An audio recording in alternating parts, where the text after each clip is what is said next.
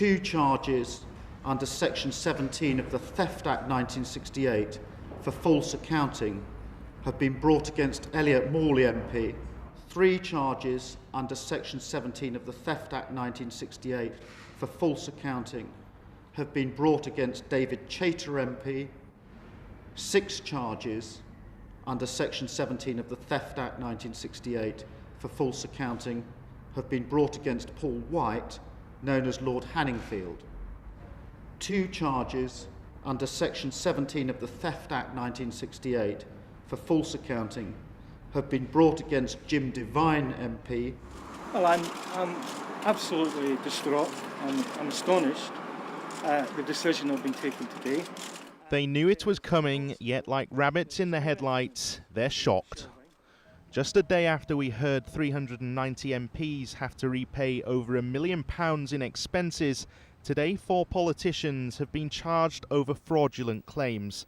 Director of Public Prosecutions Keir Starmer announced the charges at 11. These files have been reviewed very carefully by senior prosecuting lawyers in the CPS, assisted where necessary by an external and highly experienced criminal QC.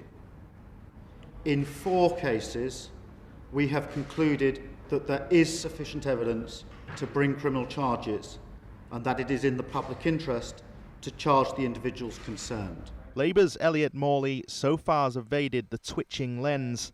He's charged on 2 counts for dishonestly claiming mortgage expenses on a house twice, once when the mortgage had already been paid off. Taking in the fresh air, and so he might, Lord Hanningfield and the other 3 face up to 7 years in prison if found guilty. He's resigned his Tory front bench seat, claiming he'll defend himself vigorously. He faces 6 charges for claiming overnight accommodation in London when he was actually at home.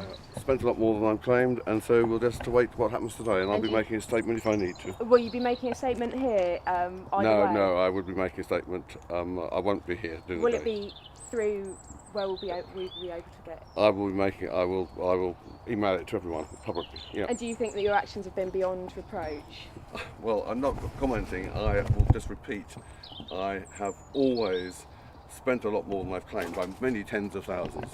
Mr. Speaker, before coming to the bill itself and the issue of the increase in powers it proposes, I want to say a few words more generally about local democracy and the power and role of scrutiny. One man obviously not resigning is Labour's David Chater. In the main house this morning, but no mention of his impending charges. He's accused of dishonestly claiming nearly £2,000 for computer services using false invoices, dishonestly claiming nearly £13,000 for renting a London property when in fact he owned it, and thirdly, dishonestly claiming over £5,000 for renting a property in Lancashire, which was owned by his mother. He's previously apologised unreservedly for an unforgivable error. And of course, devastated and distraught Labour man Jim Devine, charged on 2 counts of fraud, accused of falsely claiming over £3,000 for cleaning services and over £5,000 for stationery using false invoices. He refutes the charges. Well, I heard that this morning. I mean, you can just appreciate, I've come out here to speak to you. I've only just heard this. I'm devastated by the news. I knew that from where I was sitting, I had no case to answer with allegations that have been made. There are now new allegations. Clearly, I need to go and investigate them. But I think this should have been dealt with in the first instance with the House of Commons. Mr. Chater's wife described his claims as a stupid mistake. Stupid, yes, but it will be up to the courts to decide if it was a mistake.